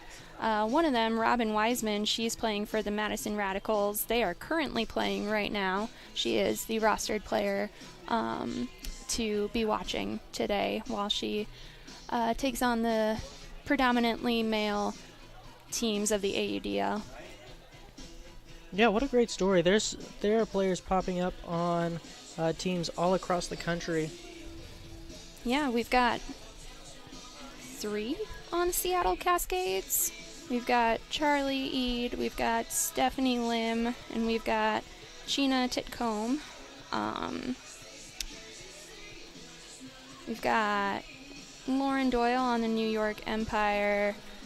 Out east, we've got Maddie Frey on Atlanta Hustle. Yeah, and here's news from the Madison Radicals game. We have Robin Wiseman with a goal. You can find that on Twitter, live from the Madison Radicals Twitter. All right, Indy Red pulls to start the fourth quarter. Riveters pick it up, looking immediately upfield. I feel like there are 2 number 7s on the Riveters. I think it's just one number 7 that's everywhere.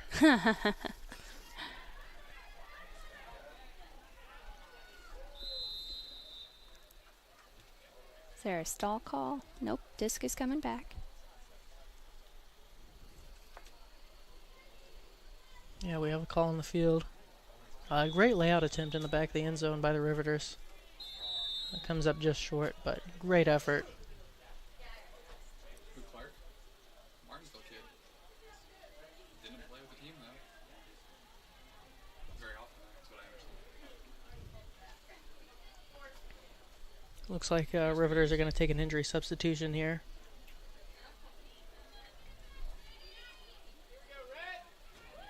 You just can't pull in the athletes, I guess. Red taking the disc.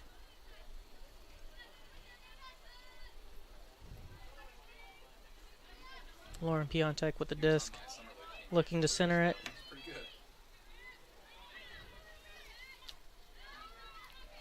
Is he still in school? Sydney Oland with the around backhand break.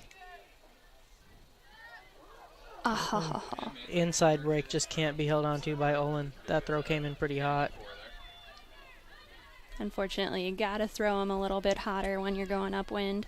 Gotta put more snap on that disc. Snap in your wrist to make the disc spin faster. There's number 7, Sarah Nitz, coming up with another big play.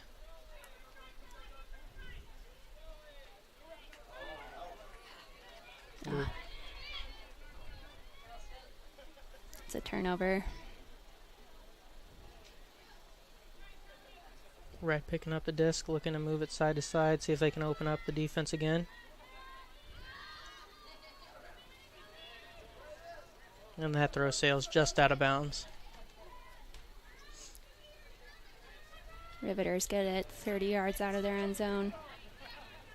Quickly shave that to about 15 yards out.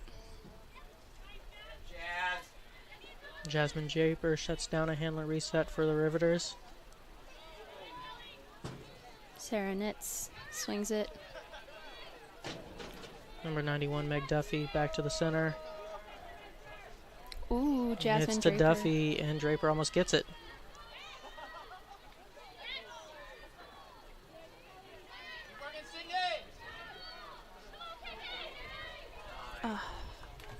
Wind popped that one up. Pressure defense from Red forces the turnover. Well, they weren't able to get the D. They did force a turnover on a bad throw.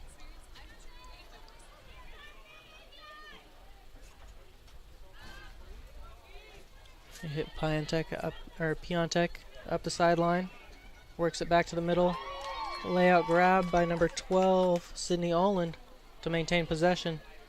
Jasmine Draper gets it up the field on a strike cut. Oof. And that upwind forehand has killed us all day. Yep. Can't quite figure out what height to throw it at to be successful.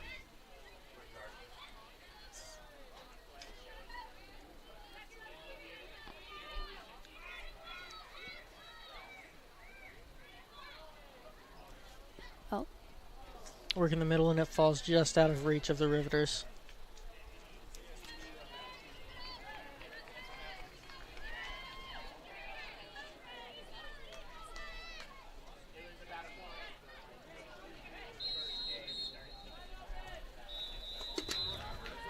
Indy Red calls another timeout.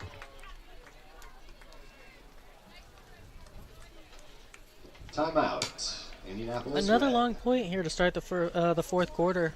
3.5 minutes into the quarter already here, and we haven't had a goal yet. Indy Red has one timeout left.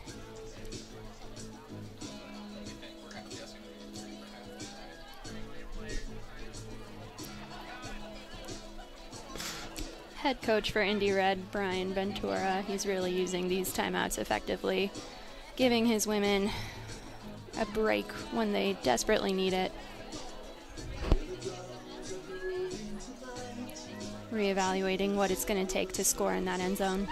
Yeah, we'll see if Red uses this timeout to switch to a more O-line look, make some substitutions here. And that's what they did last time, and it was pretty successful. Got Anastasia Foster walking out there. Emily Schloniger out there. Nikki Gilbert. Catherine Soto looks like she's making her way out there. Brittany Ballard as well. That's another big difference in the rules between professional women's ultimate and the USAU guidelines. For substitutions, you really can only sub when there's an injury in the USAU. But here, when you call a timeout, you have the option of substituting your entire line. Hey, that was a successful upwind flick throw. Yeah, by Brittany Ballard. Hits the big upwind to Schloniger. And then the big crossfield throw as well to Leslie Boy. Shayna Musco's got the disc. She puts it deep. Deep backhand to Emily Schloniger, and that is a goal for Indy Red.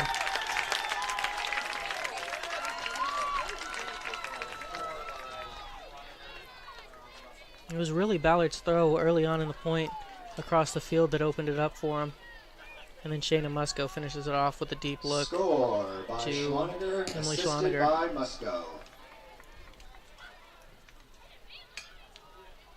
And just like you said, Coach Ventura calls a timeout, puts on a new 7, and score right away. We said it before the game, their deep roster was And a definitely special going to shout help out them. to Universe Points That's become so clear in this fourth Productions quarter. for providing a live stream for people everywhere to view. Yeah, depth really starting to play a part in this game, especially with how long these points are. Even that one felt quick compared to the third quarter. That was a 4-minute long point.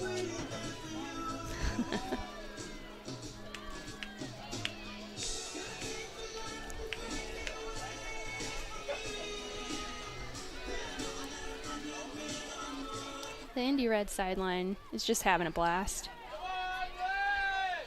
This team might come from all over Indiana, all over Ohio, some from Missouri. But they've got a really good connection with each other. They really like hanging out and playing Ultimate with each other. And it's such an amazing setting for them to be able to do so. Professional women's Ultimate. Yeah, a great team to be showcasing the sport, and a great team to be showcasing Indiana. There are totally 2 number 7s on the Riveters. Oh, nice run. Nice grab.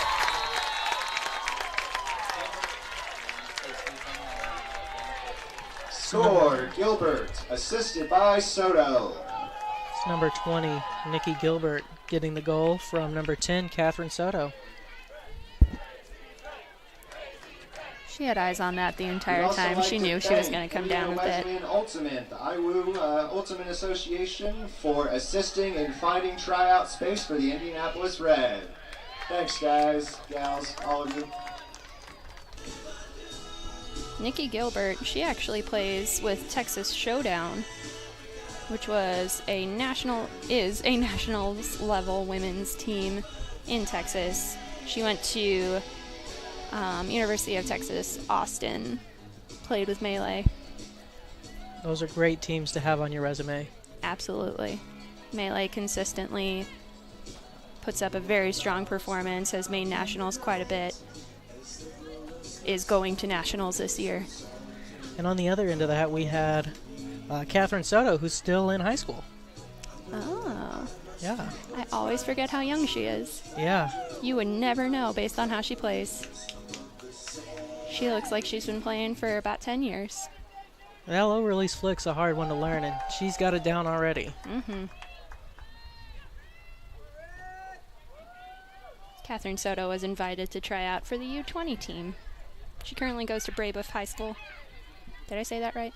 It's Brebeuf High School, and Brebeuf. actually, they got an invite to High School National Invite. Excellent. Yeah, so she'll be showcasing the team on a national stage, and helping represent Indiana. That's a big throw. And Kelly Kirker comes down with it. Back to Kelsey Gibney. Oh. That's one of those points you wish you could have back.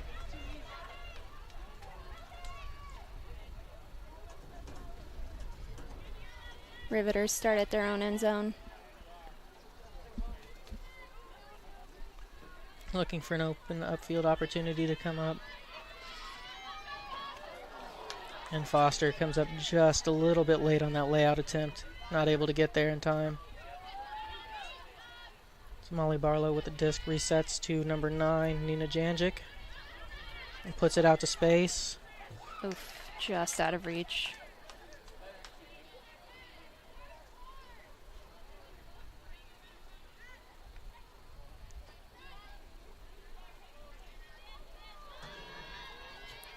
Kristen Kavik puts one up, but not able to come down with it.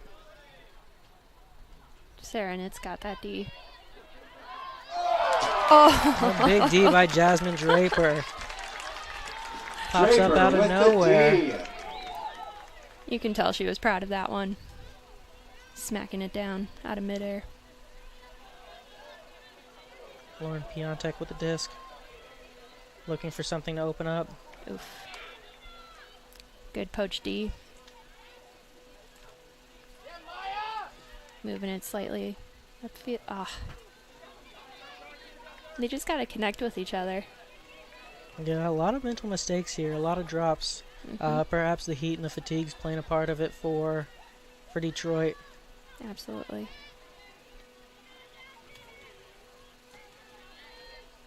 Kristen Kavik with the upfield throw. Hits Foster, who hits Piontek on the short throw.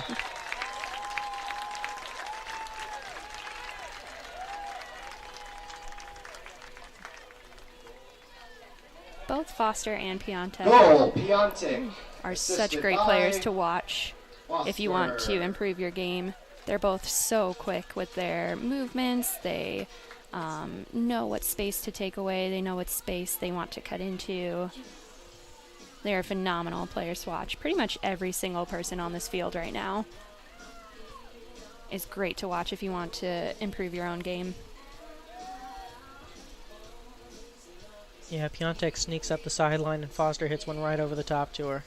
Perfect throw.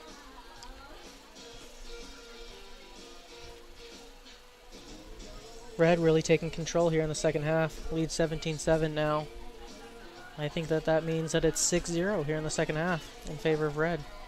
Yep. That seems to be Red's MO. They're pretty close in the first quarter, second quarter, and then just Brittany Ballard starting the wave again with the fans in the stands. Yeah, it's that depth really showing off for Indy Red. Mm-hmm.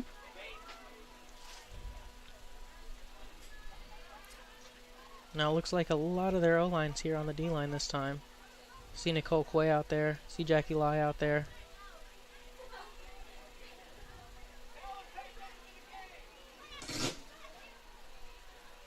Riveters working it around the field. Looking for a hole in that zone.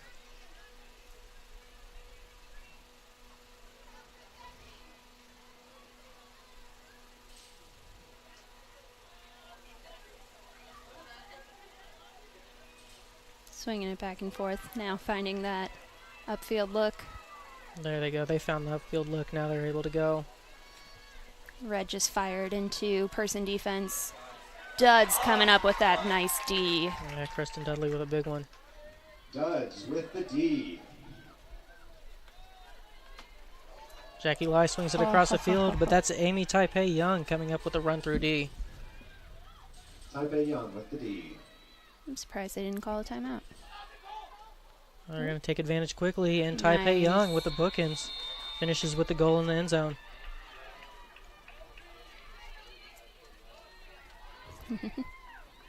Score, Taipei Young, assisted by Duffy.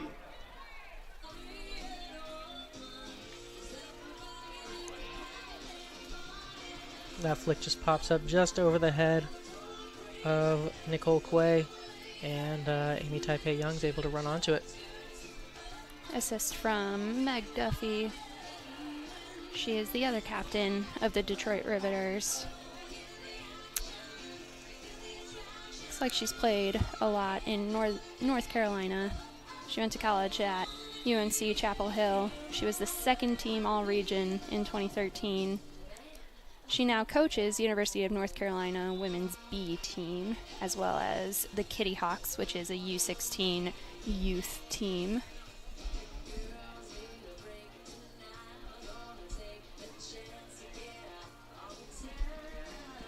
All right, Riveters looking to pull now. Red's going to be going upwind. Can we see the same consistency we've seen from them early in the game? I bet so, especially the Riveters are showing a little bit of fatigue.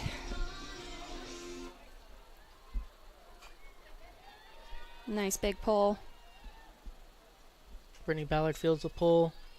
Immediately centers to Piontek.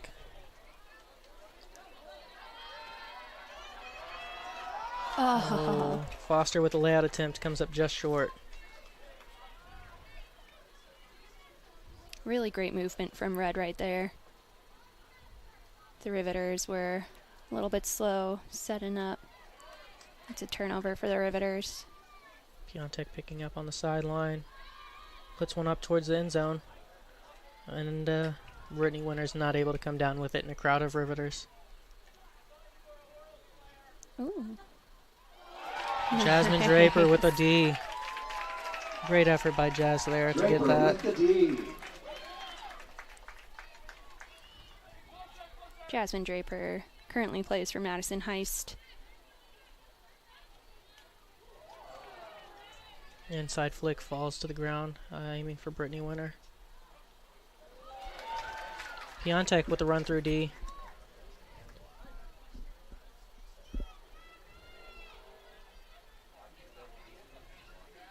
Resetting back to Draper.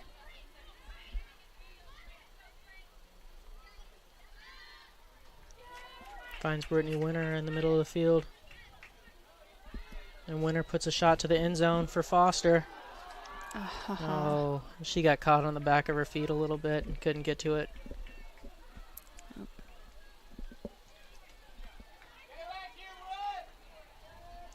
We got another long point starting here.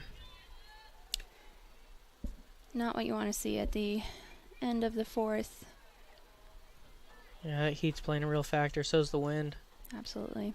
And you know that the Riveters had to have kept the disc moving, scoring quickly in order to try to come back. We are less than 2 minutes to go. And there's a big upfield throw. Caught by number 4, Amanda Ulrich. Dishes to number 44, Grace Denny.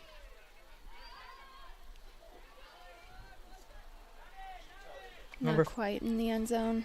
Number 5, Lizzie Benedetto catches it right outside the end zone. And finds Amy Taipei Young for the score. Taipei Young with the score. Benedetto with the assist.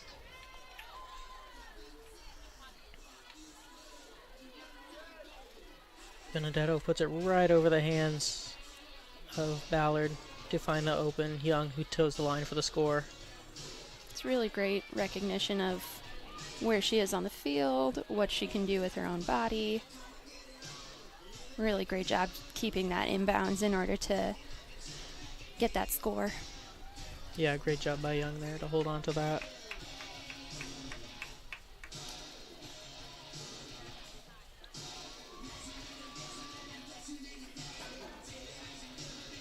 All right, just under a minute and a half to play in this game. Riveters showing that they won't go down without a fight, though. We'll see if they can pull out another break before the end of the game. Red are back to their usual line.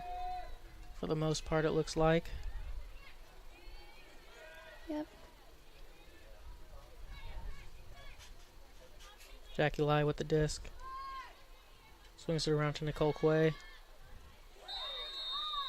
Finds studs in the middle of the field, but there's a call. The clock did not start. Gonna let it run down a little bit before play comes back in. All right, and it looks like plays back in.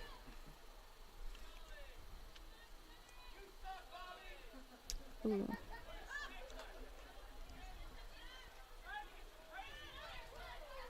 Find number 6 in the middle of the field, Steph Mack.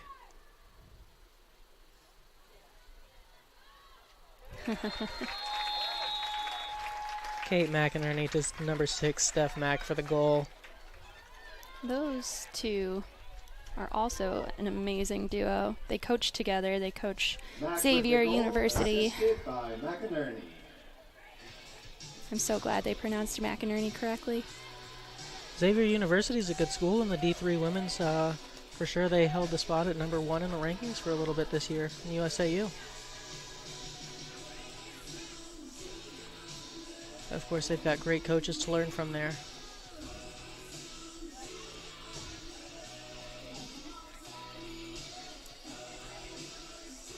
It's amazing how many of the women, both on Red and Riveters, are trying to give back to their community.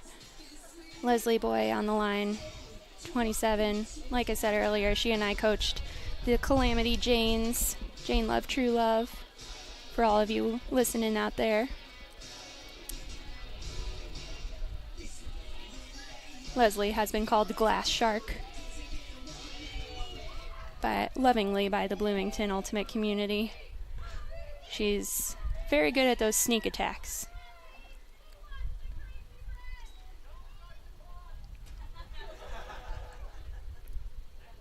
Riveters with the disc, working it sideline to sideline. A big upfield throw attempt, falls short.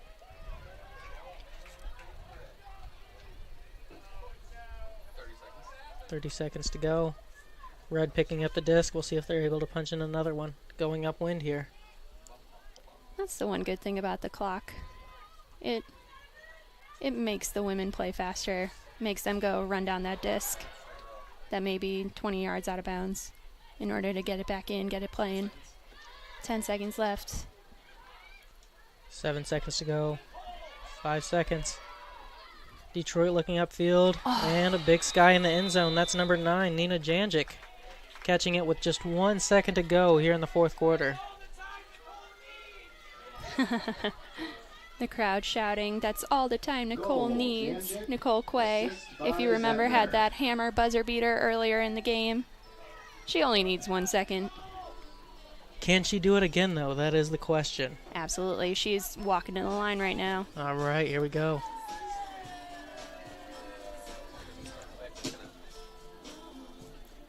Yeah, the clock will not start until Red picks up the disc.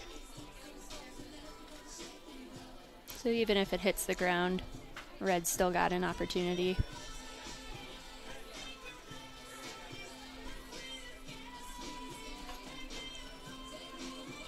This has been such an exciting game to watch. Yeah, Red really pulled away here in the second half. Showed a lot of consistency, a lot of depth with their offense. Been a very impressive game out of them.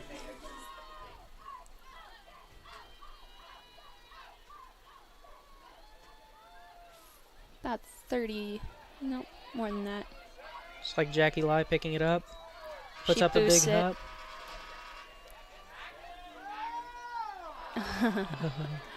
Riveters come up with that D. And time runs out. Final score, Indy Red 18 to the Detroit Riveters 8. 10. I can't read apparently. Your Detroit Riveters 10. Thanks everyone for coming out here today. Even though we didn't get our 20 points, our generous donors at Little All right, Caesar will great still game out be of Indy Red awarding today. Crazy Bread for all We of saw you their that came depth out shown here off. today. We saw a lot Make sure you of get your passes variety at in their the gate offense, a as lot of you variety in their leave. defense. Thanks, Anything in Little particular Caesars. that stuck out to you throughout the day? Thank you to the Indianapolis Ultimate Foundation. Really, it was for the smaller funding things Indy that Red. both teams did. We did see Thank quite you a to few the layout sponsors of grabs, our getting live up in the stream, air, which Health is always Spring fun to see. Chiropractic, guys. But The Detroit Riveters did such a great job moving the disc quickly, getting as many touches on it as possible, really fatiguing those handlers on Indy Red for defense. Indy Red, they're having a blast out there. They're so much fun to watch, so much fun to see connect with each other. Yeah, and what was really great for me to see was Riveters improved a ton throughout the game. They did a very good job of adjusting to that zone defense and learning how to beat it. And we saw a lot more success out of them as we went on. Although a lot of the success didn't result in scores in the second half, they were definitely moving the disc more successfully and reaching, getting up the field.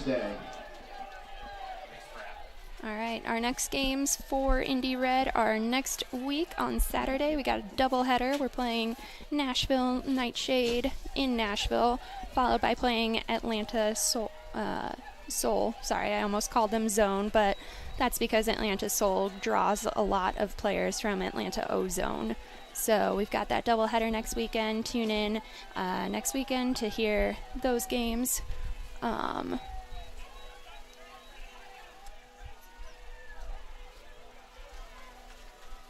Again, we want to thank our sponsors. Today's broadcast was presented by Indiana Ultimate Foundation, supporting Ultimate at all levels in the state of Indiana. We've also got Health Zone Chiropractic, enter the zone of peak performance and all-around great health, and by Breakmark Ultimate Apparel for on and off the field. I'm sporting one of their bucket hats as we speak. All right, thank you to everyone who tuned in today. Thank you to all of our fans who came and watched in person, all of our fans who watched online, and we hope to see you again.